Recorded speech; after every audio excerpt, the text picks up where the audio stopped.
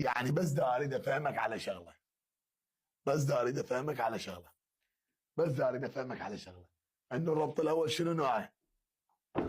خربت المحاضره. الله لا بس كافي انت كافي ايش بيك كانك ام عباس يوم لا بس كافي اسكت والله انا دائما احمد الله وشكر على نعمتي عندي امي وابوي واخواني بس النعمه الكبيره من هي؟ من هي النعمه الكبيره؟ والله علي السوداني اعطي فلوس الخطبه والقراءه لا مو على فلوس ابد والله جديات اكبر نعمه بالدنيا نعمه الاخ وانا نعمتي علي السوداني حبيبي اخوي هذا واخويا اسطوره الفيزياء كافي لك وزنه خفيف اخذ نص عندي. باي باي يوم